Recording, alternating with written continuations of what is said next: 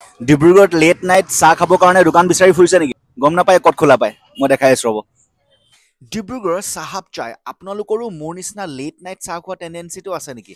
আৰু যদিহে আছে তেতিয়াহ'লে আহি যাওক ডিব্ৰুগড় হোটেল ইনচুৰিয়াৰ অপজিটত। আৰু মোৰ চাহ খাই তাত ভাল লাগে যেতিয়া চাহ দোকানীজনৰ চাহ বনোৱাটো নিজৰ পেশ্যন হয়। আৰু ইয়াত কিদৰে চাহকাপ বনাইছে আপোনালোকে দেখিয়ে পাইছে। আপোনালোকেও যদি ইয়াত একাপ চাহ খাবলৈ আহে তেতিয়াহ'লে আপোনালোককো ফ্ৰেছ চাহ একাপ বনাই দিব। এনেকুৱা নহয় যে পুৰণি উতলা থোৱা চাহকাপ আপোনালোকক দি দিব। চ' 20 টকা দামৰ এই স্পেচিয়েল মালাই চাহকাপ খাবলৈ কাৰণে ইভিনিঙত মানুহ ভিৰ হৈ থাকে, দেখিছে আপোনালোকে?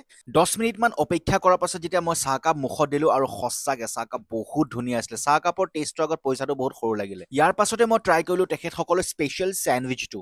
চাহৰ লগতে বোলে ইয়াৰ চেণ্ডউইচটো বহুত বিক্ৰী হয়, সেইকাৰণে মই ভাবিলোঁ যে আপোনালোক দেখাবৰ কাৰণে চেণ্ডউইচটো এটা ট্ৰাই কৰিয়ে দিওঁ। চ' বনোৱা ষ্টাইলটো চাওকচোন তেখেতসকলৰ। মই ভাবিলোঁ যে 70 টকা চেণ্ডউইচটো বহুত বেছিকৈ লৈছে নেকি দামটো। আৰু যেতিয়া তেখেতসকলে বনোৱা প্ৰচেছটো দেখি পিনে আৰু মই এবাৰ মুখত দি চালোঁ, সঁচাকৈ ইট ৱাজ আমেজিং। চ' খাই পিনি এটাই ৰিয়েলাইজ কৰিলোঁ যে এই চেণ্ডউইচটো এটা মানুহৰ কাৰণে নহয়। দাদা আপোনাৰ চাহ দোকানখন ৰাতি কেইটালৈকে খোলা থাকে? আমাৰ ৰাতি এটালৈকে খোলা থাকে, গধূলি 4টাৰ পৰা ৰাতি এটালৈকে আমাৰ চাহ দোকানটো খোলা থাকে। চ' আপোনালোকেও যদি ৰাতি 10টা 11টা 12টাত যদি চাহ খাব মন যায় তেতিয়াহ'লে আহি যাওক এই চাহ